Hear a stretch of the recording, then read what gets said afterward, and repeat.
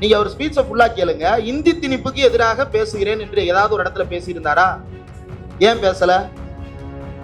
இன்னொன்னு சொல்றாரு, இன்னைக்கு உங்களுக்கு எல்லாம் புரிய வைக்கணும்னு அவசியம் இல்லை, உங்க எல்லாருக்கும் நல்லாவே தெரியும், எல்லாம் தெரியும், உனக்கு தெரியுமா? அப்போ இது சண்டே வந்து நம்ம பனையூரார் என்ன சொல்றாரு அப்படின்னா, எல்கேஜி யூகேஜி பசங்க மாதிரி ஹேஷ்டாக் சண்டை போடுறாங்க. அப்போ பெரியார் ராஜாஜிக்கு எதிராக போட்ட சண்டை, அவரும் இதே தார்வாலியை தூக்கிட்டு தெரு தெருவா போய் இப்ப ஹிந்தி எழுத்துக்களை பூரா அழிச்சாரு. அந்த எதிர்த்து போராடிய போராட்டம் எல்லாம் எல்கேஜி யூகேஜி சண்டையா? அவன் கொடுக்க மாட்டேன்னு சொல்றான். கொடுக்க மாட்டேன்னு சொல்றவன்ட்ட இருந்து வாங்கு வாங்கு வாங்குன்னு சொன்னா எப்படி வாங்கலாம் சொல்லுங்க? ஒரு ஷார்ட்கட் சொல்லுங்க. நீங்க சம்பிரதாயமா அது செய்ய மாட்டீங்க, சம்பிரதாயத்துக்கு ட்வீட் கூட போட மாட்டீங்க. ஒன்றிய அரசு கொடுக்க மாட்டேன்னு சொல்லுது, மாநில அரசு குடுன்னு சொல்லுது. இவர் சின்ன பிள்ளை மாதிரி எனக்கு வேணும் அப்படின்னு அழுதுகிட்டு இருக்கிறாரு தனியா உட்காந்து. அது ரூம் போட்டு தனியா பனையூர்ல உட்காந்து அழுதுகிட்டு இருக்கிறாரு.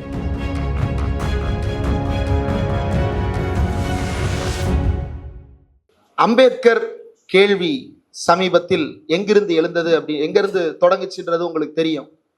எங்கிருந்து தொடங்குச்சு? அம்பேத்கரை பத்தி ரீசெண்டா திடீர்னு பேச ஆரம்பிச்சிட்டோம், இடையில ஒரு கேப் விட்டோம். ஆனா திடீர்னு அம்பேத்கரை பத்தி தொடர்ச்சியா பேச ஆரம்பிச்சிருக்கிறோம். எங்க இருந்து அந்த கொஸ்டின் ரைஸ் ஆச்சு? எங்க இருந்து? பார்லிமெண்ட்ல அமித்ஷா பேசியதிலிருந்து அது தொடங்கியது. பெரியாரை பற்றிய வாதங்கள் இப்போ இந்த வருஷத்துல சீமானால, அதற்கு முந்தைய வருஷத்துல வேறு ஒரு நபரால, அதற்கு முன்னாடி வேறு ஒரு நபரால அப்படின்னு சொல்லிட்டு ஒண்ணு இல்லை, நீங்க ரெகுலரா யூடியூப்ல பார்க்கக்கூடியதுதான். புனை சுருட்டுக்கள் அப்படின்னு சொன்னீங்கன்னா டென்ஷனாக எந்திரிச்சு ஓடிடுவாங்க. You are an anti Indian அப்படின்னு சொல்லிட்டு நம்மை போன்ற அனைவரையும் இந்தியர் அல்லாதவர் என்று தள்ளி வைத்துக் கொண்டிருக்கக்கூடியவர்கள் தொடர்ந்து பேசிக் கொண்டிருந்தார்கள். ஆனா அவங்க பேசினப்ப பெரிய அளவுக்கு நம்ம ரியாக்ட் பண்ணல இல்லையா? நீங்க எல்லாம் பேச்சுலர் படிச்சுட்டு இருக்கீங்களா? அப்போ பேச்சுலர் அண்டர் கிராஜுவேட்ல இருக்கீங்களா? அப்போ ஐ திங்க் நீங்க ஸ்கூல்ல இருக்கும் பொழுது அந்த பேரறிஞர்கள் எச் ராஜாக்கள் அவங்க தான் ஆரம்பிச்சு வச்சாங்க இல்லையா? நம்ம தலைமுறையில அவங்க தான் ஆரம்பிச்சு வச்சாங்க. எனக்கு என்னுடைய நான் வந்து உங்களோட ஒரு 10 வயது சீனியரா இருப்பேன். என்னுடைய வயது 28, உங்களுக்கு ஒரு 18 வயது இருக்கும் அப்படின்னு நினைக்கிறேன், அல்லது 16. சரி 16பா, கோவப்படாதீங்க. 20 வயசு இருக்குமா? ஏழை 25 ஆம்ல. சரி, அப்ப நானும் உங்க சமகாலத்தவர் தான். இப்ப அவர் தான் தொடங்கி வச்சார் இல்லையா? என்னெல்லாம் சொன்னாங்க பெரியாரை பத்தி? அவர் இந்து மத விரோதி, அவர் ஒரு குறிப்பிட்ட சாதிக்கு எதிரி, நம்முடைய வேதங்களை எல்லாம் மறுத்தவர், முன்னோர்களை எல்லாம் முட்டாள்னு சொன்னவர் அப்படின்னு பல வகையான விஷயங்கள் பெரியாரை பற்றி தொடர்ந்து சொல்லப்படுவது உண்டு. இதைத்தான் வைத்து பெரியார் சிலையை உடைக்க வேண்டும் அப்படின்னு சொல்லி எல்லாம் தொடர்ந்து பேசினார்கள். இப்ப அந்த எபிசோட கையில் எடுத்திருப்பது, இப்போ பொதுவாக வந்து இந்த ஸ்பின் ஆஃப் டைரக்ஷன் அப்படின்றது நம்ம பார்த்துருப்போம் இல்லையா? இப்போ ஸ்பைடர் மேன் பார்த்துருக்குறோம். ஸ்பைடர் மேனை ஒருத்தர் எடுத்தாரு, சோனியிலேருந்து எடுத்துட்டு இருந்தாங்க. அதுக்கப்புறம் திரும்ப வந்து ஸ்பைடர் மேனை ரீவேம்ப் பண்ணாங்க. யாரு? பீட்டர் பார்க்கர் கேரக்டர் வேற ஒருத்தரை போட்டு. இப்போ யார் நடிச்சிட்டு இருக்கா? Tom Haaland. அதுக்கு முன்னாடி ஆண்ட்ரூ கார்ஃபீல்ட். அதுக்கு முன்னாடி இப்படி ஸ்பின் ஆஃப் பண்ணுவாங்க. கேரக்டரைசேஷன் ஆர்க்கே மாற்றி வேற வேற வகையில் ஸ்பின் ஆஃப் பண்ணுவாங்கல்ல. அந்த மாதிரி பெரியாருக்கு ஸ்பின் ஆஃப் டைரக்ஷன் எடுக்க வந்திருக்கிறாரு சீமான். முதல்ல எச் ராஜா எடுத்துட்டு இருந்தாரு, படம் சரியா போல. சரி, ஒரு ஸ்பின் ஆஃப் பண்ணி பார்ப்போம் அப்படின்னு சொல்லிட்டு இப்போ ஒரு புது ஸ்பின் ஆஃப் போட்டிருக்கிறாங்க. அந்த ஸ்பின் ஆஃப் எபிசோடினுடைய டைரக்டர் தான்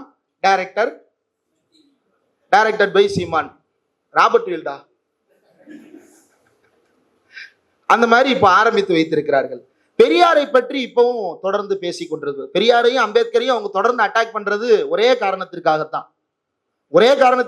இரண்டு பேரையும் அட்டாக் பண்ணிட்டே இருக்கிறாங்க. இப்போ அம்பேத்கரை பற்றி திரு புனித பாண்டியன் அவர்கள் விரிவாக நம்மோடு பேசுவார். அதனால் நான் அம்பேத்கர் இல்லாமல் பெரியாருக்குள் மட்டும் நான் என்னை சுருக்கிக் கொள்ளுகிறேன்.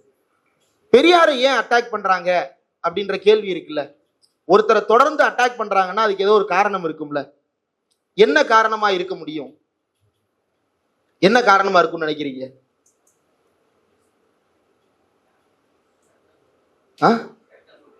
கரெக்டா?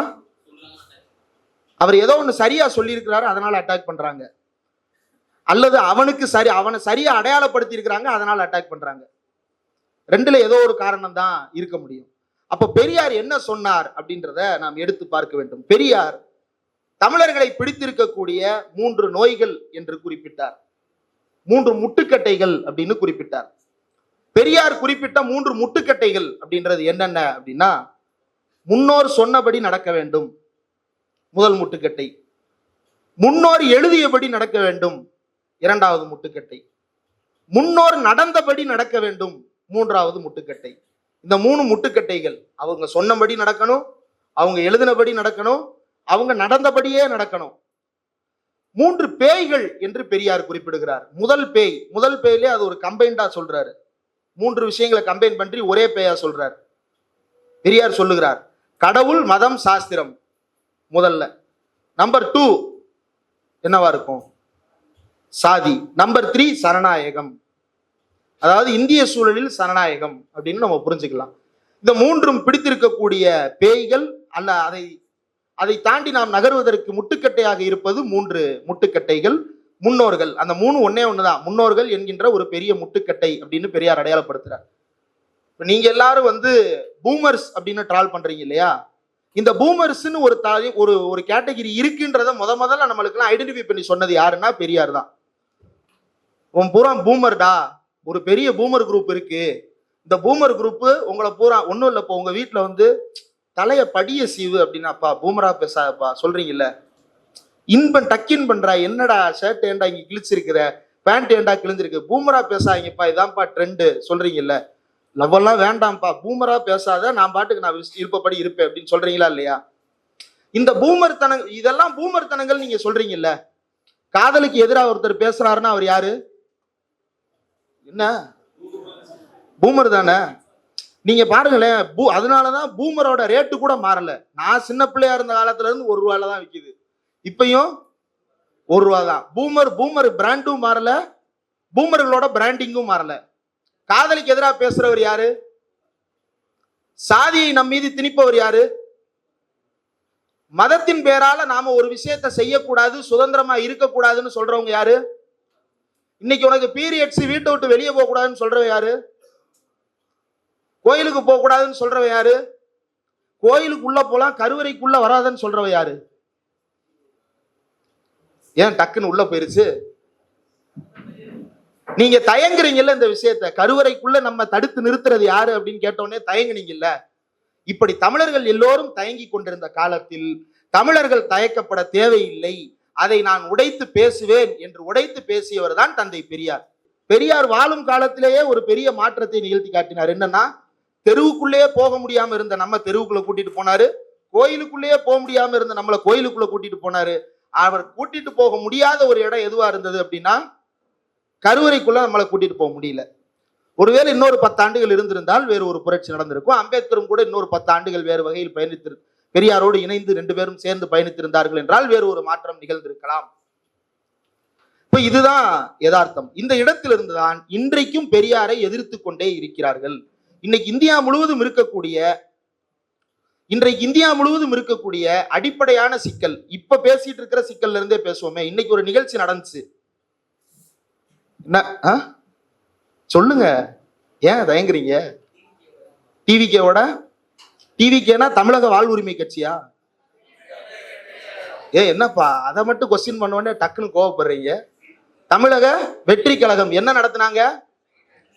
ஆண்டு விழா கொண்டாடி இருக்கிறாங்க, annual day, first year anniversary கொண்டாடி இருக்கிறாங்க. எங்க கொண்டாடி இருக்கிறாங்க? கரெக்டா இருக்கீங்களே, டிக்கெட் கிடைக்கல போறதுக்கு. அப்ப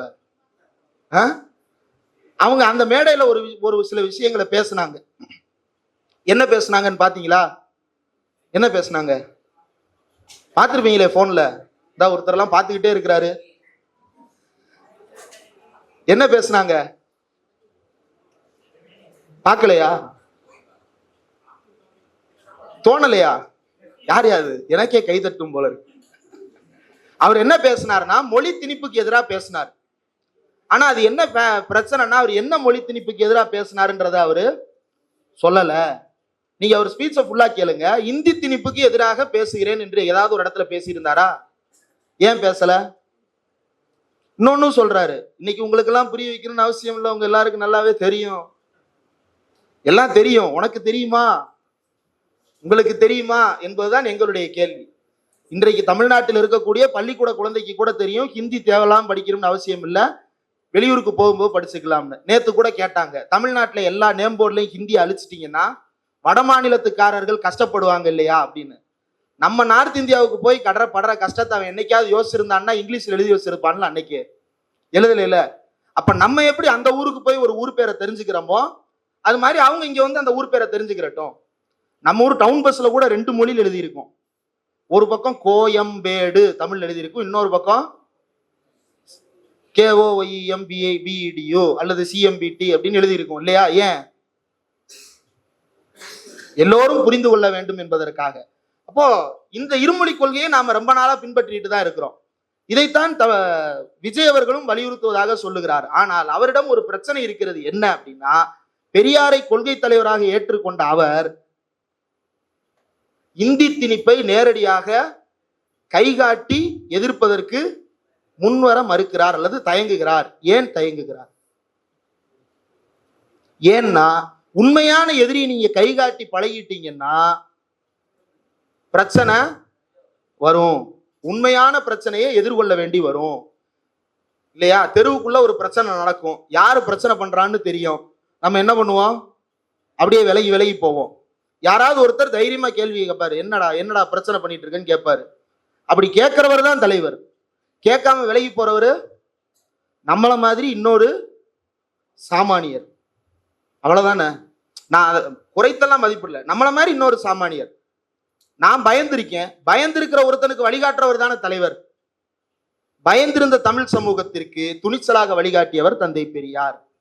அவர் எந்த சிக்கலையும் எங்கிருந்து பிரச்சனை வருதுன்றத நேரடியா எதிர்த்தார். அதனாலதான் தோண்டி தோண்டி போய் கடைசியில கடவுள் தான் பிரச்சனைனா அதையும் நான் எதிர்ப்பேன் என்கின்ற துணிச்சலோடு அவர் வந்ததற்கு காரணம் என்ன அப்படின்னா, எதிரியை சுட்டி காட்டினால்தான் எதிர்க்க வேண்டிய வழிமுறைகளை நாம் கண்டறிய முடியும். நம்மளோட வில்லன் யாருன்னு தெரிஞ்சாதான் வில்லனுக்கு எதிராக நீங்க போராட முடியும். வில்லன் யாருன்னு தெரிஞ்சாதான் அவர் ஹீரோவா இருக்க முடியும். வில்லன் யாருன்னு தெரியாத ஒருத்தர் ஹீரோவா இருக்க முடியுமா? வில்லன் யாருன்னு தெரியலன்னா சினிமால என்ன ஆகும்? சுட்டு கொன்றுவாங்க, இல்ல காணாம போயிடுவாரு, இல்லைன்னா பஸ்ல அடிபட்டுருவாரு. வில்லன் யாருன்னு தெரிஞ்சவர் தான் எதிரியா ஹீரோவா உருமாறுவார் இல்லையா? அப்போ வில்லன் யாருன்னு தெரியாத நீங்க எப்படி ஹீரோவா இருக்க முடியும்? வில்லன் யாருன்னு நம்மளுக்கு காட்டினது யாரு? பெரியார் காட்டினார். என்னென்னவெல்லாம் காட்டினார்? முதல்ல மொழி விவகாரத்தை எடுத்துப்போம். மொழி விவகாரத்தில் பெரியார் 2 வில்லன்களை சுட்டி காட்டினார். ஒரு வில்லன் ஹிந்தி, இந்த மொழியை அழிப்பதற்கும் இந்த இனத்தை அழிப்பதற்கும் இந்தியை கருவியாக பயன்படுத்துகிறார்கள்னு ஒரு வில்லன். 2வது வில்லன் யாருன்னா, அவங்கள சொல்லும் போதுதான் தமிழ்நாட்டில் பல பேருக்கு கோபம் வந்துருச்சு. மீண்டும் மீண்டும் கடவுளை பற்றியும் மதங்களை பற்றியும் மட்டுமே எழுதி நவீனத்தை பற்றி மாடர்ன் இராவை பத்தி எந்த தாட் ப்ராசஸும் இல்லாம இருக்கீங்களேடா, இந்த மொழியை காட்டுமிராண்டி மொழியாவே வச்சிருக்கீங்களேடா அப்படின்னு பெரியார் கொஸ்டின் பண்ணார். அது உள்ளுக்குள்ளேயே இருக்கக்கூடிய எதிரிகள். இந்த 2 எதிரிகளையும் பெரியார் பந்தாடினார். முதல்ல வைணவத்தை எதிர்த்தார். சைவ சமயத்தை சேர்ந்தவர்கள் எல்லாம் ஆஹா ஐயா சூப்பர், கொண்டாட சூப்பருங்கய்யா அப்படின்னு கொண்டாடினாங்க. சரி நீ கொஞ்சம் பெரிய புராணத்தை எடுத்துட்டு வா படிப்போம் அப்படின்னாங்க. அவங்க பூரா தெரிச்சு ஓடிட்டாங்க. என்ன திவ்ய பிரபந்தத்தை படிச்சோம்னா கொண்டாடுறாங்க, பெரிய புராணத்தை தூக்கிட்டு வானே தெரிச்சு ஓடுறாங்க அப்படின்ன உடனே பெரியார் அதையும் எதிர்த்தார். அவர் யாரும் நம்மளை விட்டு போயிடுவாங்கன்னு பயப்படல, யாரும் புதுசா வரப்போறாங்க வரமாட்டாங்கன்றத பத்தி அவர் பயப்படல. எதிரி யாருன்றத துணிச்சலாக அடையாளம் காட்டினார். அப்படி அவர் கைகாட்டிய எதிரிகள் இவர் இருக்கிற வரைக்கும், இவருடைய சிலை இருக்கிற வரைக்கும், இவருடைய கருத்துக்கள் இருக்கிற வரைக்கும், இவர் யாரை கைகாட்டினாரோ அவரை நோக்கி தமிழ் மக்கள் கோபமா பார்த்துக்கிட்டே இருப்பாங்க. அவங்க கிட்டத்தட்ட கிரிகாலன் மேஜிக் ஷோ மாதிரி தான், தி கிரேட் கிரிகாலன் மேஜிக் ஷோ. நம்ம எல்லாம் கீழே இருக்கிற மக்கள், அந்த பக்கம் பெரியார் நிக்கிறாரு, அங்க பாக்குறோம், அங்க பார்த்துட்டு அப்படியே இங்க பாப்பானே பாப்பானே அப்படின்னு அவர் கையை காட்டுறாரு. பாப்பானே அப்படின்னு நம்மளை பாப்பானே அப்படின்னு சொல்லிட்டு மேடையில் இருக்கிறவன் பயப்படுறான். அவன் தான் இன்னைக்கும் பெரியாரை நோக்கி பெரியாரை எதிர்க்க வேண்டும் என்கின்ற அந்த வேலையை செய்து கொண்டே இருக்கிறார்கள். அதனால் பெரியாரை கொள்கை தலைவராக ஏற்றுக்கொண்ட எல்லோரும் நம்முடைய தலைவர்கள் அல்ல. பெரியார் தான் நம்முடைய தலைவர். பெரியார் காட்டிய வழியில் தான் நாம் பயணிக்க வேண்டும். 2வது கல்வி விவகாரம். கல்வி விவகாரத்தை பொறுத்தவரையில இன்னைக்கு நமக்கு தேவையான நிதி கொடுக்கப்படுகிறதா? இல்ல. ஏன் கொடுக்கப்படல? PM ஸ்ரீ திட்டத்தை ஏத்துக்கிட சொல்றாங்க. PM ஸ்ரீ திட்டத்தை நம்ம ஏத்துக்கல. ஏன் ஏத்துக்கல?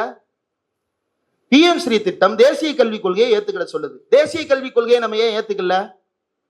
ஏன் ஏத்துக்கலன்னா அவன் இந்தியன் நாலேஜ் சிஸ்டம்னு ஒன்னு சொல்லி கொடுக்குறான். என்ன Indian knowledge system? What is Dharma, what is karma, what is yagna, what is worship. இப்ப நீங்க நிலாவை சேட்டலைட்னு படிப்பீங்க இல்லையா? நிலா சேட்டலைட் தானே, நேச்சுரல் சேட்டலைட் தானே நிலா. அவன் என்ன சொல்லுவான்? நிலாவை கடவுள்னு சொல்லுவான். ரெண்டு ஒண்ணு தானே, ரெண்டு பேரும் கொண்டாடுறோம்ல. நான் கொண்டாடலடா, நான் படிக்கிறேன். இல்ல நீங்க படிக்கிறீங்க, நாங்களும் படிக்கிறோம். நீ ஸ்லோகம் படிக்கிற, நான் சயின்ஸ் படிக்கிறேன். ஸ்லோகம், நிலாவை பத்தி ஸ்லோகம் படிக்கிறதும் நிலாவை பத்தி சயின்ஸ் படிக்கிறதும் ஒன்னா? இல்ல இல்ல, ரெண்டு வேற வேற தானே. அப்ப எது நமக்கு தேவையானது அப்படின்னா அறிவியல் நமக்கு தேவையானது, அதனால் நாம் வளரப் போகிறோம். அப்படி யோசிச்சதாலதான் இனி வரும் உலகம்னு ஒரு புத்தகம் இருக்கு. வாய்ப்பு இருக்கிறவங்க அப்படியே கூகுள்ல போடுங்க, இனி வரும் உலகம் PDF போடுங்க. ஒரு 50 வருஷத்துக்கு முன்னாடி பெரியார் சொல்றார், எதிர்காலத்தில் உட்கார்ந்த இடத்துல இருந்தே நாம இன்னொருத்தர்கிட்ட பேசுவதற்கான தந்தி கருவிகள். அன்னைக்கு டெலகிராம் இருந்துச்சு. டெலகிராம்னா என்ன? தந்தி அடிக்கிறது. ஷார்ட்டா யுவர் ஹஸ்பண்ட் டெட், அவ்வளவுதான் நியூஸ் போகும். யார் ஹஸ்பண்ட்னு தெரியாம ஊரே அலறிட்டு இருக்கும். ஒரு ஃபாதர் டைட். எந்த ஃபாதர்ரா? 2 வீட்டுல ஒரு வீட்டுக்கு மாறி போச்சுன்னா பிரச்சனை ஆயிரும்டா. அப்படிதான் தொலைத்தொடர்பு கருவிகள் நம்மிடம் இருந்தது. பெரியார் என்ன யூகித்தார் அப்படின்னா, இதை விட நவீனமான நாம் முகம் பார்த்து பேசிக் கொள்ளக்கூடிய தந்தி கருவிகள் நமக்கு கிடைத்து விடும். இன்னைக்கு வச்சிருக்கிறோம் இல்லையா? பெரியார் ஏன் இதெல்லாம் யோசிக்க முடிந்தது அப்படின்னா, அவர் மாடர்னா யோசிச்சார். தமிழன் வளர வளர என்னென்னலாம் கண்டுபிடிக்கலாம் அப்படின்றத யோசிச்சார். அப்படி யோசித்தவர் தந்தை பெரியார். அப்படி யோசிக்க தேவையில்லை. நீங்க இந்திய தத்துவ மரபை கத்துக்கிடுங்க. கத்துக்கிட்டு நம்ம ஸ்லோகத்துல இருக்கக்கூடிய இயற்பியலை கண்டுபிடிங்க. இருந்தா கண்டுபிடிக்க மாட்டோமா? நீ ஸ்லோகத்துல இயற்பியலை கண்டுபிடிக்கிறேன்ற பேர்ல புதுசால எழுதிக்கிட்டு இருக்கிற உட்காந்து. அப்போ ஸ்லோகத்துல அறிவியலை கண்டுபிடிக்க போறேன், புராணத்துல அறிவியலை கண்டுபிடிக்க போறேன் அப்படின்னு சொல்லிட்டு பறக்கும் விமானங்களின் அறிவியலை ஆராய்ச்சி செய்வதற்காக 16 பட்டதாரி மாணவர்களை தேர்ந்தெடுத்திருக்கிறாங்க. எங்க மகாபாரதத்துல கரெக்டா இருமுறாங்க ஒருத்தர். அப்படிதான் இருமல் வருது. இந்திய அறிவியல் துறை போகிற போக்கை பார்த்தால் தொண்டை அடைக்குது. ஏன்னா பறக்கும் விமானங்கள் அப்படின்றத நம்ம சமீபத்துல கண்டறிந்திருக்கிறோம். விமானம் கண்டுபிடிக்கப்பட்டது, சேட்டலைட் அனுப்புறோம். சேட்டலைட்ல இருந்து பூமியின் அடி ஆழம் வரைக்கும் நம்ம ஆராய்ச்சி செய்யறோம். அதை வைத்து புதிய கண்டுபிடிப்புகளை உருவாக்குகிறோம். MRI கருவி வரைக்கும் இன்னைக்கு நம்ம கண்டுபிடிச்சிருக்கிறோம். மனிதனுடைய மண்டைக்குள் என்ன நடக்கிறது என்பதில் தொடங்கி பூமியினுடைய பாதாளத்தில் என்ன நடக்கிறதுன்றது வரைக்கும் நம்ம ஆராய்ச்சி செய்யறோம். இதெல்லாம் தேவையில்லை. பாதாள உலகம்னு நான் ஒண்ணு வச்சிருக்கிறேன், அதை படிங்க. மேல் உலகம்னு நான் ஒண்ணு வச்சிருக்கிறேன். நம்ம கை காட்டுற மேல் உலகமும் இவன் கை காட்டுற மேல் உலகமும் ஒன்னா? இவன் கை காட்டுற மேல் உலகத்துல 30 முக்கோடி பேர் உட்காந்து பந்தி சாப்பிட்டுட்டு இருக்கிறான். நம்ம கை காட்டுற மேல் உலகத்துல வெறும் எரிக்கல்லும் எரி நட்சத்திரமும் தான் இருக்கு. போனா சுருங்கி செத்துருவோம், இல்லைன்னா கருகி செத்துருவோம். அங்க ஒரு 30 முக்கோடி பேர் ஏதோ ஒரு ஓரத்துல உட்கார்ந்து இருக்கிறாங்க. எங்க என்ன பண்றாங்கன்னு தெரியல. பார்கடலை கடைவது, விஷத்தை எடுத்து கழுத்தில் நிறுத்துவது, என்ன மேஜிக் ஷோவா நடத்துறோம்? இப்படி மேஜிக் ஷோ, அதாவது இதெல்லாம் யோசனையா யோசிக்கிறதுக்கும் கற்பனையா எழுதுறதுக்கும் நல்லா இருக்கும். இதான் வந்துட்டார்ல IIT டைரக்டர் என்ன சொன்னாரு? ஒரு அற்புதமான உங்களுக்கெல்லாம் ஒரு ட்ரீட்மெண்ட் கொடுத்தாரு. இப்ப சமீபத்துல காய்ச்சல் வருது. காய்ச்சல் வந்தா 1 மாசம் சாவடிக்குது. இப்பெல்லாம் கொரோனாவுக்கு பிறகு இருமல் வந்துச்சுன்னா 1 மாசம் இருமிக்கிட்டே இருக்கிறோம். ஆமாவா இல்லையா? எனக்கு தான் வயசாயிருச்சா? இருமல் வந்தா இருமிக்கிட்டே இருக்கிறோம். என்ன சரியாக மாட்டேங்குது ஏங்கன்னு கேட்டோம்னா கோமியத்தை கூடி சரியா போயிருன்றாரு. இப்ப இவங்களெல்லாம் கரெக்டா அடையாளம் காட்டினாரு இல்லையா? இவர் சொல்லிதான் நமக்கு தெரியணும்னு அவசியம் இல்லை. அவரை பார்த்தோன்னே தெரியும் அவர் கோமியம் கூட்டிட்டான்னு சொல்லுவாருன்னு. எப்படி? பெரியார் கண்ணாடியை கொடுத்துட்டு போயிருக்கிறாரு. இது கண்ணாடியை போட்டுட்டு பாரு, எவன் உனக்கு துரோகின்னு கரெக்டா தெரியும் அப்படின்னு. துரோகிகள் மட்டுமல்ல, கூடவே இருந்து பெரியாருக்கு குளிவரித்துக் கொண்டிருப்பவர்களையும் எளிமையாக அடையாளம் காண முடியும் பெரியாரின் பார்வையில் நாம் பார்த்தால். பெரியார் மிக சரியாக ஒரு விஷயத்தை சுட்டிக்காட்டினார்.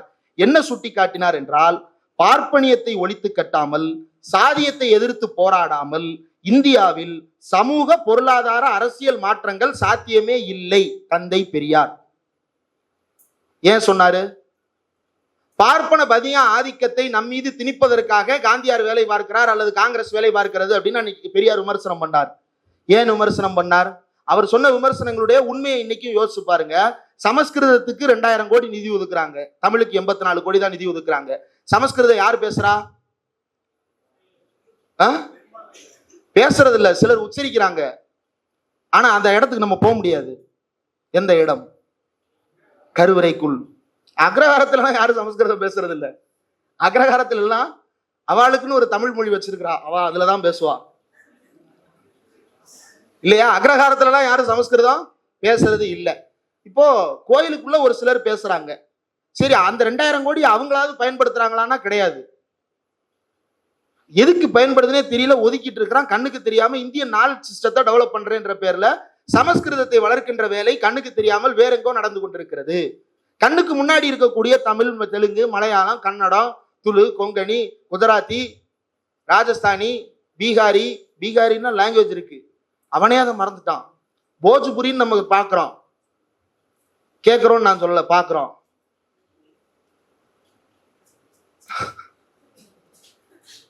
இப்ப கூட ஒரு போஜ்புரி பாட்டு ஃபேமஸ் ஆச்சு, சீச்சி சீச்சின்னு, இல்லையா?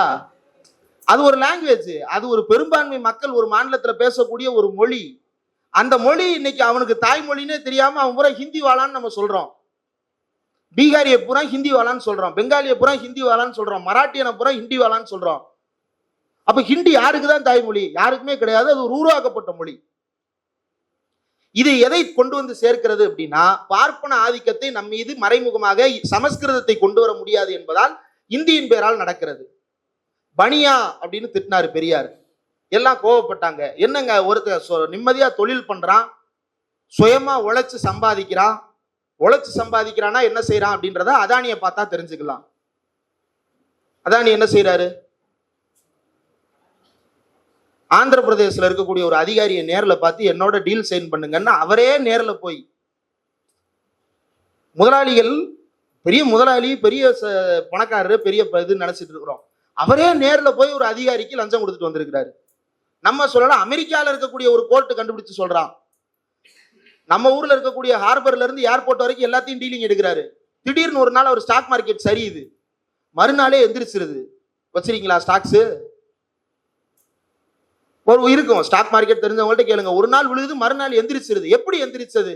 நிறைய பேர் ஒரே நேரத்துல பங்கை வாங்கினாதான் அந்த பங்கினுடைய மதிப்பு உயரும், இல்லையா? இப்ப இந்த அரங்கத்துல ஒருத்தர் கை தட்டினாருன்னா ஒருத்தர் தட்டுறதுதான், 100 பேர் தட்டினாதான் அரங்கம் வைபோட இருக்கும். அதே போலதான் அவ்வளவு பேர் சேர்ந்து ஸ்டாக் வாங்கினாதான் ஸ்டாக் எகிரும். அவ்வளவு பேர் வாங்கல, உடனே அவ்வளவு பேர் சேர்ந்து வாங்கினா எவ்வளவு காசு போடுவாங்களோ அவ்வளவு காசையும் எல்ஐசியே போட்டு, யாருக்கு போட்டு? நீங்களும் நானும் நாம செத்ததுக்கு அப்புறம் நம்ம குடும்பத்துக்கு ஏதாவது போய் சேர்ந்துடாதான்னு கொஞ்சம் கொஞ்சமா சேர்த்து எல்ஐசியில போட்ட காசை போறான் அதானிக்கு இன்வெஸ்ட் பண்றாங்க. அதானி எப்படி அப்ப பணக்காரர் ஆகிறாரு? உங்க வீட்டு காசுலையும் எங்க வீட்டு காசுலையும். நீங்க ஒவ்வொரு தடவையும் மினிமம் பேலன்ஸ் இல்லாம கட்டுற ஃபைன் எல்லாம் எதனால கட்டுறீங்கன்னா, அதானி தன்னுடைய பேலன்ஸை சரியா கட்டாததுனால. 4 பேர் ஃப்ரெண்ட்ஸ் கேங்கு சேர்ந்து ஒரு ட்ரிப்பு போறோம், 3 பேர் தான் காசு கொடுக்குறான், 4வது ஆள் வந்துட்டான் காசு கொடுக்கல அப்படின்னா என்ன செய்யறது? எல்லாரும் சேர்ந்து காசு போடுவோம், அவன் திருப்பி கொடுப்பான்ற நம்பிக்கையில. இது ஃப்ரெண்ட்ஸுக்குள்ள. ஆனா பேங்க் இப்படி நடத்தலாமா? என் பேங்க்ல ஒரு 30 கோடி வாடிக்கையாளர்கள் இருக்கிறாங்க, ஒருத்தன் வரி கட்ட மாட்டேங்கிறான், வட்டி கட்ட மாட்டேங்கிறான், அவன் கட்டாத வட்டியை மீதி 30 கோடி பேர்ல ஒவ்வொரு ரூபாயா வாங்கிக்கிறேன். 30 கோடி பேருக்கு 1 ரூபாய் எடுத்தாலே 30 கோடி ஆச்சு. அவன் அடிக்கிறான் மினிமம் பேலன்ஸுக்கு 250 ரூபாயில இருந்து 180 ரூபாயில இருந்து எவ்வளவு நாள் அடிக்கிறான், கணக்கு தெரியல. திடீர்னு NACH டிரான்சாக்சன் கட் பண்ணி விட்டுறான், திடீர்னு எங்கிட்ட பணம் எடுக்கிறான். அப்ப இதையும் பெரியார் எதிர்த்தார், இந்த பனியாக்களையும் பெரியார் எதிர்த்தார். அந்த பெரியார் எதிர்த்த எதிரிகள் இன்றைக்கும் நம் மீது ஆதிக்கத்தை செலுத்தி கொண்டே இருக்கிறார்கள். அப்போ இது சண்டே நம்ம பனையூரார் என்ன சொல்றாரு அப்படின்னா, எல்கேஜி யூகேஜி பசங்க மாதிரி ஹேஷ்டாக் சண்டை போடுறாங்க அப்படின்னு சொல்றாரு. எது ஹேஷ்டாக் சண்டை? ஹேஷ்டாக்ன்றது இன்னைக்கு நவீன எதிர்ப்பின் ஒரு வடிவம். இப்ப நீங்க நினைச்சா டக்குன்னு இந்த முக்குல போய் நின்று போராட்டம் பண்ண வாங்கினா வந்துருவீங்களா? வரமாட்டீங்கல்ல. ஏன் வரமாட்டீங்க? சரிப்பா ஒரு ஹேஷ்டாக் போடுங்க அப்படின்னா பரவாயில்ல, இது கொஞ்சம் ஈஸியா இருக்கு, போடுறீங்க இல்லையா? அப்ப எதிர்ப்பின் ஒரு வடிவம், சுருங்கிய வடிவமாக அந்த எதிர்ப்பு வடிவம் இருக்கிறது, அது பிரச்சனைக்குரியது. ஆனா எதிர்ப்பு அந்த ஹேஷ்டாக் மூலமா நம்ம தெரிவிக்கிறோம். அதை எல்கேஜி யூகேஜி சண்டை அப்படின்னு சொல்றாரு. அப்ப பெரியார் ராஜாஜிக்கு எதிராக போட்ட சண்டை, அவரும் இதே தார்வாளியை தூக்கிட்டு தெரு தெருவா போய் ஹிந்தி எழுத்துக்களை பூரா அழிச்சாரு. ராஜாஜிக்கு எதிராக 1938 இருந்து போராடினார் பெரியார் இந்தி மொழியை எதிர்த்து. அந்த எதிர்த்து போராடிய போராட்டம் எல்லாம் எல்கேஜி யூகேஜி சண்டையா? பேரறிஞர் அண்ணா 1965 இந்தி மொழி போராட்டம் நடத்தி கொண்டிருந்த பொழுது இதே தான் சொல்லியிருப்பீங்களா? அண்ணா எல்கேஜி யூகேஜி பசங்க மாதிரி சண்டை போடுறாரு. இப்ப புதுசா ஒண்ணு சொல்லியிருக்கிறாங்க. என்னன்னா, நிதியை கொடுக்க வேண்டியது அவர்களுடைய கடமை, பெற வேண்டியது உன்னுடைய. இதுல சந்தேகமே இல்லை. எப்படி பெற போறோம்? கொள்ளையடிக்க போறோமா? அவன் கொடுக்க மாட்டேன்னு சொல்றான். கொடுக்க மாட்டேன்னு சொல்றவன்ட்ட இருந்து வாங்கு வாங்கு வாங்குன்னு சொன்னா எப்படி வாங்கலாம் சொல்லுங்க? ஒரு ஷார்ட்கட் சொல்லுங்க. நீங்க சம்பிரதாயமா அது செய்ய மாட்டீங்க. சம்பிரதாயத்துக்கு ட்வீட் கூட போட மாட்டீங்க. இந்தி மொழி திணிப்பை பத்தி ஒரே ஒரு ட்வீட், அதுக்கப்புறம் இந்த மேடை, அவ்வளவுதான். ஆனா மற்ற எல்லா கட்சிக்காரங்களும் ஏதோ ஒரு வகையில ஏதோ ஒரு போராட்டத்தை முன்னெடுத்துக்கிட்டு தான் இருக்கிறாங்க. மாணவர் அணி, இளைஞர் அணி, மருத்துவர் அணின்னு எல்லா அணிகள்லயும் ஏதோ ஒரு போராட்டத்தை நடத்திட்டு தானே இருக்கிறாங்க. குறைந்தபட்சம் ஒரு வேலை நடந்துகிட்டு தானே இருக்கு. முதலமைச்சர் ஸ்டாலின் கடிதம் எழுதுகிறார், தினமும் தொண்டர்களோட பேசுறாரு, நமக்கு தினமும் பிரஸ் மீட் கொடுக்கிறாரு, தினமும் அவருடைய சமூக வலைதளங்கள் ஏதோ ஒரு கருத்துக்களை தெரிவித்துக் கொண்டுதான் இருக்கிறார். இந்த அளவுக்கான வேலையை கூட அவர் செய்யல. செய்யாம என்ன சொல்றாரு? நீ போய் வாங்கி கொடு. இப்ப யாரு சின்ன பிள்ளைத்தனமா இருக்கிறேன்னு ஒரு உதாரணம் சொல்றேன். அம்மாவும் அப்பாவும் நம்மளை திருவிழா கூட்டு போறாங்க. பொருட்காட்சி, ரிமோட் கார். இந்த ரிமோட் காரை வாங்கி தாங்கம்மான்னு கேட்கிறோம். அம்மா வாங்கி தர முடியாதுரா அப்படின்னு சொல்றாங்க. ரிமோட் காரை வாங்கி தருவது அவர்களுடைய கடமை. ரிமோட் காரை பெற வேண்டியது என்னுடைய உரிமை. திருடிட்டு வந்துடுவேனா நானு? அது தப்பு இல்லையா? அப்ப அம்மா வாங்கி கொடுக்க மாட்டேன்னு சொல்றாங்க, பிள்ளை போராடுது, கொடுங்கம்மா கொடுங்கம்மான்னு போராடுது. இப்ப விஜய் அப்படிதான் உட்கார்ந்து இருக்கிறாரு. ஒன்றிய அரசு கொடுக்க மாட்டேன்னு சொல்லுது, மாநில அரசு குடுன்னு சொல்லுது. இவர் சின்ன பிள்ளை மாதிரி எனக்கு வேணும் அப்படின்னு அழுதுகிட்டு இருக்கிறாரு தனியா உட்காந்து. அது ரூம் போட்டு தனியா பனையூர்ல உட்காந்து அழுதுட்டு இருக்கிறாரு. அது தப்பா இல்லையா? உண்மையில் உங்கள் மீதும் நம் மீதும் அக்கறை உள்ளவர்களாக இருந்தால் குறைந்தபட்சம் இது போன்ற கூட்டங்களையாவது அவர்கள் நடத்தணுமா இல்லையா? குறைந்தபட்ச தொண்டர்களை கூப்பிட்டு ஒரு போராட்டத்தை நடத்தணுமா இல்லையா? ஒரு ஊர்வலம் போகணுமா இல்லையா? 1937-38 திருச்சியிலிருந்து அழகிரின்ற ஒரு தலைமையில நூற்றுக்கணக்கான இந்திய எதிர்ப்பு படையை சேர்ந்தவர்கள் ஒரு மாசம் நடைன்னு நடந்து திருச்சியிலிருந்து சென்னை சேர்ந்து இந்திய எதிர்ப்பு போராட்டத்தை நடத்தினாங்க. கேட்கும் போதே கூஸ் பம்ப்ஸா இருக்கு. அந்த பழைய போட்டோஸ்லாம், அந்த பதாகைகளை பிடிச்சிட்டு நடந்து போற போட்டோஸ் எல்லாம் பார்க்கும்போதே மாசா இருக்கு இல்லையா? இன்னைக்கு அண்ணன் கூப்பிட்டா வருவாங்களா மாட்டாங்களா? வரமாட்டாங்களா? வருவாங்கல்ல. இங்க இருந்தே எவ்வளவு பேர் போவீங்க? கூப்பிடுவாரா அவரு? அதான் கேள்வி. ஏன் கூப்பிட மாட்டாரு? ஏன் ஷூட்டிங் போறாரு? அவருடைய வேலை அதுதான். அப்போ அரசியல் அல்ல அவர்களுடைய வேலை. அவர்களுடைய வேலை வேறு. நமக்காக முழுக்க முழுக்க சிந்தித்து நமக்காக மட்டுமே பேசி மறைந்த ஒரே தலைவர் தந்தை பெரியார் தான். அவர்தான் சாகும் வரைக்கும் நமக்காக தொடர்ந்து பேசிக்கொண்டே இருந்தார். யாரும் வர்றாங்க வரலன்றதை பத்தி கவலைப்படாம தொடர்ந்து பேசினார், எழுதினார். அப்போ இந்த பெரியார் எதிர்த்த எந்த விஷயங்களையாவது இன்றைக்கு புதிதாக வந்திருப்பவர்கள் எதிர்க்கிறார்களான்றதை யோசிச்சு பாருங்க. எதிர்க்க மாட்டார்கள். ஏனென்றால் அதை பேசுவதற்காக அவர்கள் உருவாக்கப்பட்டவர்கள் அல்ல. அதை பேசுவதற்காக அவர்கள் உருவாக்கப்பட்டவர்கள் அல்ல. அவர்களுடைய நோக்கம் பெரியாரை பற்றி பேசுவதான ஒரு தோற்றம். ஆனா பேச மாட்டாங்க. ஒரு தடவை மேடைக்கு பேசுறதுக்கு கூப்பிடுறோம், ஒரு தலைப்பு கொடுக்குறோம், இந்த பொருளை பத்தி பேசுங்க அப்படின்னு ஏதோ ஒரு பொருளை கொடுக்குறோம். இப்போ இந்த தலைப்புல பேசுறதுக்கு என்னை கூப்பிட்டுருக்குறாங்க, உங்களோட பேசிட்டு இருக்கேன். இந்த தலைப்பை இந்த மாதிரி உங்கள்கிட்ட பேசணும்னு இந்த மாதிரி எனக்கு ஆசை தான். ஆனால் இந்த மாதிரிலாம் பேசுனா இந்த மாதிரிலாம் பிரச்சனை வருன்றதுனால இந்த மாதிரிலாம் நான் பேசாமல் இருக்கலாம்னு நினைக்கிறேன். அதனால இந்த மாதிரி இந்த தலைப்புகளில் இந்த மாதிரி நான் பேசுறதாக நீங்க எல்லாம் இந்த மாதிரி சந்தோஷமா இருங்கன்னு பேசினா லூசுத்தனமா இருக்காதா? அதை பார்த்தா எப்படி இருக்கு? சொல்லும் போதே கடுப்பாதுல. யாரா பைத்தியார மாதிரி பேசிட்டு இருக்கான்னு கடுப்பாதுல. ஏன்னா நான் பேசுனா கடுப்பாறீங்க, அவர் பேசுனா கைதட்டுறீங்க.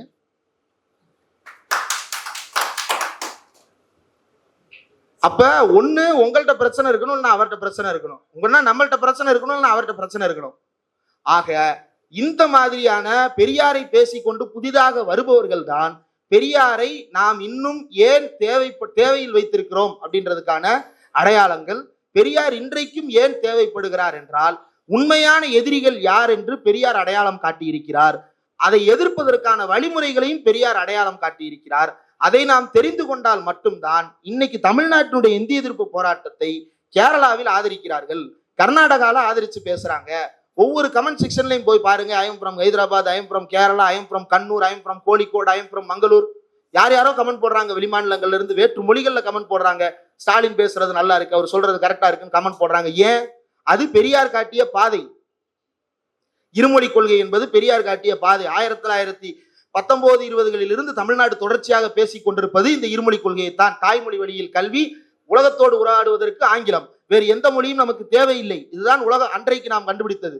அதைத்தான் இன்றைக்கும் பேசுகிறோம். அதை இன்றைக்கு ஒன்றிய அரசு மறுக்கிறது.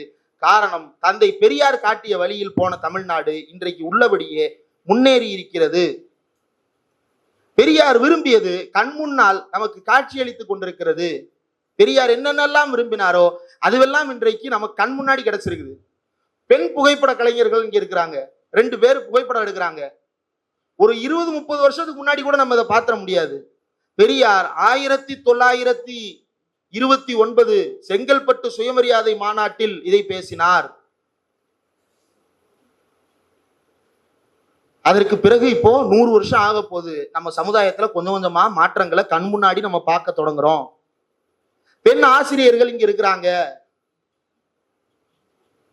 பேராசிரியர் அமளி அவர்கள் இங்க இருக்கிறார், தொடர்ச்சியாக மாணவர்களோடு உரையாடி கொண்டிருக்கிறார். பெரியார் என்ன விரும்பினார் தெரியுமா?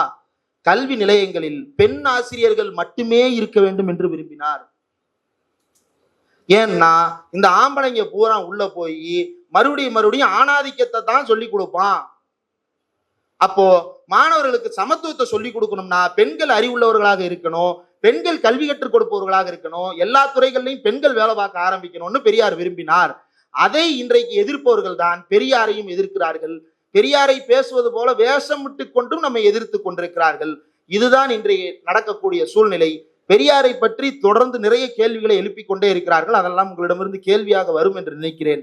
பெரியார் ஏன் தேவை என்பதற்கு நிறைவாக ஒரே ஒரு உதாரணம் மட்டும் சொல்றேன். 1950 பெரியார் ஒரு போராட்டத்தை முன்னெடுக்கிறார். என்ன? இடஒதுக்கீட்டு போராட்டத்தை முன்னெடுக்கிறார். ஏன் இடஒதுக்கீட்டு போராட்டத்தை முன்னெடுக்கிறார்?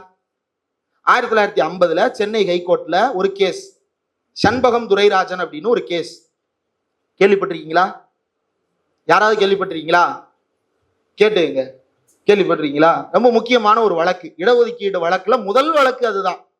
சண்பகம் துரைராஜன் என்பவர் ஒரு வழக்கை தாக்கல் செய்கிறார் சென்னை உயர் நீதிமன்றத்துல. என்னன்னு, இந்த மாதிரி நான் காலேஜுக்கு அப்ளை பண்ண எனக்கு சீட்டு கொடுக்கல, கேட்டா ரிசர்வேஷன்ல உங்களுக்கு இடம் இல்லைன்னு சொல்லிட்டாங்க அப்படின்னு. ஹைகோர்ட் என்ன சொல்லிருச்சு? அப்ப அரசியலமைப்பு சட்டம் அமலுக்கு வந்துருச்சு. அரசியலமைப்பு சட்டம் அனைவரும் சமம் என்று சொல்லுகிறது இல்லையா? அப்ப எல்லோருக்கும் சம வாய்ப்பை கொடுக்கணும். ரிசர்வேஷன் என்ற பேரால ஒருத்தருக்கு வாய்ப்பை மறுப்பது தவறுன்னு தீர்ப்பு கொடுத்து ரிசர்வேஷன் செல்லாது என்று தீர்ப்பு. பெரியார் கோவப்படுறாரு, காமராஜர் சுப்ரீம் கோர்ட் போறேன்னு சொல்றாரு, தமிழ்நாடு சுப்ரீம் கோர்ட்டுக்கு போது, சுப்ரீம் கோர்ட்ல கேஸ் நடக்குது. அங்க போய் தான் தெரியுது இந்த அம்மா இவங்க அப்ளையே பண்ணல, காலேஜுக்கு அப்ளையே பண்ணல. அப்ளையே பண்ணாத ஒருத்தவங்க தன்னுடைய அப்ளிகேஷனை ரிஜெக்ட் பண்ணிட்டதா கேஸ் போட்டு ஹைகோர்ட்ல தீர்ப்பு வாங்கி இருக்கிறா. அப்ப எவ்வளவு செல்வாக்கு இருந்திருக்கும்? அந்த செல்வாக்கு எப்படி வேலை செய்யுதுன்னா, சுப்ரீம் கோர்ட் இவர் காலேஜுக்கு அப்ளை பண்ணாம இருந்திருக்கலாம், ஆனாலும் அவளோட நோக்கம் நல்ல நோக்கமாக இருக்கிறதோ இல்லையோ, அதனால நான் தீர்ப்பு கொடுப்பேன் அப்படின்னு தீர்ப்பு கொடுத்துட்டா. இடஒதுக்கீடு செல்லாது என்று தீர்ப்பு கொடுத்துட்டா. பெரியார் பெரிய போராட்டத்தை முன்னெடுக்கிறார். அந்த போராட்டத்தினுடைய விளைவாக ஒரு முக்கியமான மாற்றம் செய்யப்பட்டது. முதலாவது சட்ட திருத்தம் செய்யப்பட்டு பிற்படுத்தப்பட்டோருக்கான வாய்ப்புகளை உருவாக்கி தருவதற்கு for the betterment of the for the welfare of the backward classes. என்ன backward classes? Socially and educationally. Socially and educationally backward. Ambedkar பயன்படுத்தியது அதைத்தான், பெரியார் பயன்படுத்தியதும் அதைத்தான். எக்கனாமிக்கலின்றதை ஏன் பயன்படுத்தல அப்படின்னா, இன்னைக்கு நல்ல சம்பாத்தியத்தில் இருக்கிற நம்ம அப்பா நாளைக்கே நாசமா போக வாய்ப்பு இருக்கு. நாளைக்கு நாசமா போன நம்ம அப்பா நாளை கழிச்சு மகாராஜாவா மாறுவதற்கும் வாய்ப்பு இருக்கிறது. ஒரு மனிதனுடைய வாழ்க்கையிலேயே பொருளாதார வளர்ச்சியும் பொருளாதார வீழ்ச்சியும் ஒன்றும் இல்லை. ஷேர் மார்க்கெட்டை நம்பி இப்போ ஒரு 100 பேர் வாழ்ந்துகிட்டு இருக்கிறோம். ஷேர் மார்க்கெட் டவுனு, நாளைக்கு என் பிள்ளை economically weaker section. Share market நல்லா போகுது, அப்போ உடனே என் பிள்ளைய ஸ்கூல்ல இருந்து வித்ட்ரா பண்ணிடுவோமா? என்னங்க? அப்ப economy is not a criteria for reservation. Reservation என்பது எதற்காக? பிரதிநிதித்துவத்தை உருவாக்கி தருவதற்காக. ஏன் பிரதிநிதித்துவத்தை உருவாக்கி தர வேண்டுகிறோம் என்றால், இந்திய அரசியலில் பிரதிநிதித்துவம் என்பது ஒரு குறிப்பிட்ட சமுதாயத்தை சேர்ந்தவர்களிடம் மட்டுமே இருந்தது. எல்லா வேலைகளிலையும் அவர்களே இருந்தார்கள், இன்னமும் இருக்கிறார்கள். ஹைகோர்ட்டுக்கு போய் அங்க இருக்கக்கூடிய ஜட்ஜஸ் எண்ணிக்கையில எத்தனை பேர் ஓபிசி, எஸ்சி, எஸ்டி இருக்கிறாங்கன்னு பாருங்க, எத்தனை பேர் மைனாரிட்டிஸ் இருக்கிறாங்கன்னு பாருங்க. சமீபத்துல ஹைகோர்ட்ல 11 வேகன்சிஸ், அதுல 8 வேகன்சிஸ் ஃபார்வர்டு கம்யூனிட்டி. எப்படி? இதை நாடாளுமன்றத்தில் மாநிலங்களவை உறுப்பினர் வில்சன் கேள்வி கேட்கிறார். இதை எதிர்த்து என்ன நடக்குது அப்படின்னு. இதை எதிர்த்து கேள்வி கேட்ட உடனே அங்க பதில் சொல்றாங்க, கான்ஸ்டிடியூஷன்ல கோர்ட்ல ரிசர்வேஷன் கொடுக்கணும்னு எதுவும் சொல்லலீங்கன்னா அப்படின்றாரு. கான்ஸ்டிடியூஷன்ல பிடபிள்யூடி ஆபீஸ்ல ரிசர்வேஷன் கொடுக்க கூட தான் தனிப்பட்ட முறையில சொல்லல. கான்ஸ்டிடியூஷன்ல தனியா லயலா காலேஜில் இடஒதுக்கீடு கொடுக்க கூட தான் சொல்லல. கான்ஸ்டிடியூஷன் என்ன சொல்லுது? அரசியல் பிரதிநிதித்துவத்தில் அனைவருக்குமான பிரதிநிதித்துவத்தை உறுதிப்படுத்த வேண்டும் என்பதுதான் அரசியலமைப்பு சொல்லுவது. அதை எல்லா இடத்திலையும் உறுதிப்படுத்த வேண்டியது எது? Directive principal. அதை எல்லா இடத்திலையும் உறுதிப்படுத்த வேண்டியது நம்முடைய கடமை. அந்த கடமையை நாம் சரியாக செய்ய வேண்டும். அதை செய்ய தேவையில்லைன்னு ஒன்றிய அரசு சொல்லுகிறது. நம்ம சந்திரசூட் இருக்கிறார், முன்னாள் உச்சநீதிமன்ற தலைமை நீதிபதி. எனக்கு தெரிஞ்சு உங்களுக்கு விவரம் தெரிய பிரபலமான ஹைகோர்ட் சுப்ரீம் கோர்ட் ஜட்ஜ் அவராக தான் இருப்பாருன்னு நினைக்கிறேன். எங்களுக்கும் அவர் தான். அதுக்கு முன்னாடி இருந்த பேரெல்லாம் மறக்கிற அளவுக்கு அவர் ஃபயர் மொமெண்ட்ஸ் எல்லாம் கொடுத்துட்டு இருந்தாரு. பிபிசி ஜேர்னலிஸ்ட் உட்கார வச்சு கேட்கிறாரு, ஏங்க பிற்படுத்தப்பட்டோர் பட்டியலினத்தை சேர்ந்தவர்கள் மைனாரிட்டிஸுக்கெல்லாம் ஜட்ஜ் வேகன்சியில இடம் இல்லை அப்படின்னு கேட்டபோது அவர் சொல்றாரு, பெண்களுக்கான இடத்தை நாங்க உருவாக்கிட்டு இருக்கிறோம். உன்கிட்ட கேட்ட கேள்வி என்ன? எஸ்சி எஸ்டி ஓபிசி ரிசர்வேஷன் எங்கன்னு கேள்வி கேட்டோம். நீ என்ன சொல்ற? உமன் ரிசர்வேஷனுக்கு நாங்க வழி பண்ணிட்டு இருக்கிறோம்னு சொல்ற. அப்ப அந்த கேள்விக்கு பதிலளிக்க விரும்பவில்லை இவர்கள். இது இங்க மட்டும் இல்ல, ரிசர்வேஷன்ன்றது வெறுமனே என்ட்ரி லெவல்ல மட்டும்தான். ப்ரமோஷனுக்கு ரிசர்வேஷன் கிடையாது. அதனாலதான் நீங்க பாக்குற உயர்ந்த அதிகாரிகள் எல்லோரும் உயர்ந்தவாளாவே இருக்கிறதுக்கு காரணம் என்னன்னா, அங்க நமக்கு ரிசர்வேஷன் கிடையாது. அப்ப இது ஒரு சமூகத்துக்கு எதிரானதா என்றால், எனக்கான இடத்தை எனக்கு கொடுங்கன்னு நான் கேட்கறது எப்படி இன்னொருத்தருக்கு எதிரானதா மாறும்? ஒரு கம்பார்ட்மெண்ட் இருக்கு, ஒரு கம்பார்ட்மெண்ட்ல ஒரு சீட் இருக்கு, அந்த சீட்ல 3 பேர் உட்காரலாம். 3 பேர் உட்கார்ற இடத்துல ஒருத்தர் படுத்திருக்கிறாரு இல்லையா? வெளியே நிக்கிறாங்க 3 பேர், அதுல 2 பேருக்கு காசு இல்லை டிக்கெட் எடுக்க. ஏன்பா காசு இல்லைன்னு கேட்கிறோம். இந்த மாதிரி பிரச்சனை, காசு இல்லை. சரி, உனக்கு டிக்கெட் எடுத்து தரேன், உள்ள ஏறிக்கன்னு சொல்றோம். இதுக்கு பேரு ஸ்காலர்ஷிப். பொருளாதார ரீதியாக பின்தங்கியவர்களுக்கு நாம் தருகின்ற உதவிக்கு பேர் என்ன? ஸ்காலர்ஷிப். ஸ்காலர்ஷிப்பை நம்ம சரியா தான் கொடுத்துட்டு இருக்கிறோம் இல்லையா? எல்லா வகையிலும் பாதிக்கப்பட்ட ஒருத்தருக்கு ஒவ்வொரு வகையிலையும் ஸ்காலர்ஷிப்பை கொடுத்துட்டு தானே இருக்கிறோம். இங்க எத்தனை பேர் ஸ்காலர்ஷிப் வாங்குறீங்க? பிசி ஸ்காலர்ஷிப் இருக்கு, டிஎன்சி ஸ்காலர்ஷிப் இருக்கு, எம்பிசி ஸ்காலர்ஷிப் இருக்கு, எஸ்சிஎஸ்டி ஸ்காலர்ஷிப் இருக்குது, மைனாரிட்டி ஸ்காலர்ஷிப் இருக்குது, ஜூனியர் ரிசர்ச் ஃபெலோக்கு ஸ்காலர்ஷிப் இருக்குது. இதுக்கு முன்னாடி பேசுனாங்களே, தோழர் பேசுனாங்களே, போஸ்ட் மெட்ரிக் ஸ்காலர்ஷிப் இருக்குது. வெவ்வேறு வகையான ஸ்காலர்ஷிப்ஸ் இருக்குது பொருளாதாரத்தை சரி செய்து கொள்வதற்காக. காசு இருக்கு, டிக்கெட் இருக்கு, ஆனா படுத்துக்கிட்டு என்னை உட்கார விட மாட்டேங்கிறான் ஒரு ஆனர்னு நம்ம சொல்றோம். அவரு இவ்வளவு காலமா என்ன உனக்கு கேடு, உனக்கு தேவையானதை நானே அந்த ஊருக்கு போய் கொண்டு வந்து தர்றேன்னு சொல்றாரு. அப்ப நீ ஏன்பா கவலைப்படுற, நீ ஏன்பா நாட்டை பத்தி கஷ்டப்படுற, இந்த ரயில்ல எனக்கும் பங்கு இருக்கு, நீ எந்திரிச்சு உட்காரு, மீதி 2 சீட்ல நம்ம உட்காடுறோம்னு சொல்றோம். இப்ப அந்த படுத்திருக்கிற இடத்துல நம்மளை வச்சு யோசிச்சு பாருங்களேன், நம்ம என்ன சொல்லுவோம்? ஏய் ஏண்டா இவங்க தொந்தரவு பண்றாங்கன்னு நம்ம நினைப்போமா இல்லையா? இப்படி அதிகாரத்தில் உட்கார்ந்து இருப்பவர்கள், இவன் என்னடா புதுசா வர்றான், நம்ம தானே இவ்வளவு நாள் படுத்துட்டு வந்தோம், இவன் என்னடா நம்மளை உட்கார சொல்றான்னு கொஸ்டின் பண்றான். இடஒதுக்கீடு, கல்வியில் வேலை வாய்ப்புல இடஒதுக்கீடு கொடுத்துட்டு தான் நம்ம சொல்றோம். எப்ப இருந்து? நீதி கட்சி காலத்துல இருந்து இல்லையா? வேலை வாய்ப்புல இடஒதுக்கீடு வேணும்னா நம்ம முதல்ல என்ன பண்ணிருக்கணும்? என்ன பண்ணா வேலை கிடைக்கும்? படிச்சிருந்தா வேலை கிடைக்கும். அப்ப படிப்புல எனக்கு இடஒதுக்கீடு வேணும்ல. என்னை பள்ளிக்கூடத்துக்குள்ளேயே விடாமல வச்சிருந்தான், கல்வியில் எப்போது இடஒதுக்கீடு கிடைத்தது? 2006. 2006 தான் கல்வியிலும் உயர்கல்வி நிறுவனங்களிலும் இடஒதுக்கீடு கிடைத்தது. எத்தனை வருஷம் ஆகுது? 18 வருஷம் ஆகுது. 2006 பிறந்த ஒரு குழந்தை இன்னும் காலேஜை விட்டே வெளியேறல. அதுக்குள்ள என்ன சொல்லிட்டோம் நம்ம? எத்தனை வருஷமா இடஒதுக்கீடு கொடுக்கறது, ஒழிச்சு கட்டுங்கப்பான்னு நம்ம சொல்றோம். எத்தனை வருஷமா இடஒதுக்கீடு கொடுக்குறோம்? ஹைகோர்ட்ல எத்தனை பிசி, எம்பிசி, எஸ்சி, எஸ்டி இருக்கிறாங்க, மைனாரிட்டி இருக்கிறாங்க? இல்ல. பெரியார் ஏன் தேவைப்படுகிறார் என்றால், இந்த அசமத்துவங்களை நீக்குவதற்காக, இந்த அநீதிகளை களைவதற்காக பெரியார் இன்றைக்கும் தேவைப்படுகிறார். அந்த தேவையை இல்லாமல் செய்ய வேண்டும். பெரியாரை பேசுவதை நாம் நிறுத்திவிட்டால் எப்படியாவது இந்த கோரிக்கைகளை ஒழித்து கட்டி விடலாம். அம்பேத்கரை பேசுவதை நிறுத்திவிட்டால் இந்த உணர்வுகளை கட்டுப்படுத்தி விடலாம். சுயமரியாதையை நம்மிடமிருந்து பறிக்க வேண்டும் என்றால் நமக்கு சுயமரியாதை கற்றுக் கொடுப்பவர்களை நம்மிடமிருந்து பறிக்க வேண்டும், இல்லையா? உங்களுக்கு சுயமரியாதை யார் கற்றுக் கொடுத்தா? அம்மா அப்பாவா? அம்மா அப்பா சுயமரியாதைய வேற மாதிரி கற்றுக் கொடுத்திருப்பாங்க. மானமுள்ள மனிதனாக வாழ், உன்னை யாரும் தாழ்த்தக்கூடாது, நீ யாரையும் தாழ்த்தக்கூடாது, உன்னை யாரும் தாழ்த்தக்கூடாதுன்னு சொல்லி தருவாங்க. நீ யாரையும் தாழ்த்தக்கூடாதுன்னு சொல்லி தந்தாங்களா? அப்படி ஒருவேளை சொல்லித்தரவங்களா அவங்க இருந்தாங்கன்னா அவங்க பெரியாரால், அம்பேத்கரால் வழிகாட்டப்பட்டவர்களாக இருப்பார்கள். அப்ப நம் வீடுகளிலும் சமூகத்திலும் எங்கும் நிறைந்திருக்கின்ற இந்த பூமர்களிடமிருந்து நமக்கெல்லாம் சுதந்திரத்தை பெற்று தந்தவர் யார்? தந்தை பெரியார். நம்முடைய தனி மனிதனின் சுயமரியாதை என்பது தனி மனித சமத்துவத்தை கேட்பது. ஒரு இனக்குழுவின் சுயமரியாதையை கேட்பது என்பது நம்முடைய பிரதிநிதித்துவத்தை உறுதிப்படுத்துகின்ற ரிசர்வேஷனை கேட்பது. ஒரு ஒட்டுமொத்த சமூகத்தினுடைய பிரதிநிதித்துவத்தை அல்லது ஒரு தேசிய இனத்தினுடைய பிரதிநிதித்துவத்தை உறுதிப்படுத்துவது, தேசிய இனத்தின் சுயமரியாதையை உறுதிப்படுத்துவதுதான் மாநில சுயாட்சி.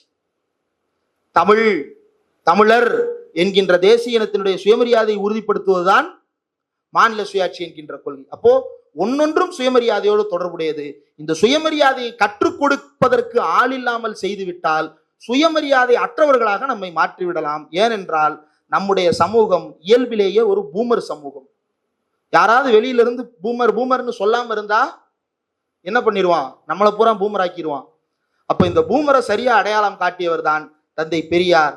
அந்த தந்தை பெரியார் அடையாளம் காட்டிய அந்த பூமர்கள் இன்றைக்கும் வாழ்ந்து கொண்டிருக்கிறார்கள். புல்புல் பறவையாக அவ்வப்போது பறந்து வருவார்கள். காந்தியை தற்கொலை செய்து கொண்டார் என்று சொல்லிக் கொண்டு பறந்து வருவார்கள். தமிழ்நாட்டில் தமிழர்கள் மொழிவெறியர்களாக இருக்கிறார்கள் என்று சொல்லிக் கொண்டு பறந்து வருவார்கள். இந்தி திணிப்பு என்கின்ற வார்த்தையே இல்லாமல் ஏதோ ஒரு மொழி திணிப்பு என்று பேசிக் கொண்டிருப்பார்கள். இவர்களிடம் ஜாக்கிரதையாக இருக்க வேண்டும். அதற்கு தேவை தந்தை பெரியார். நாம் தொடர்ந்து பேசுவோம். வாய்ப்புக்கு நன்றி.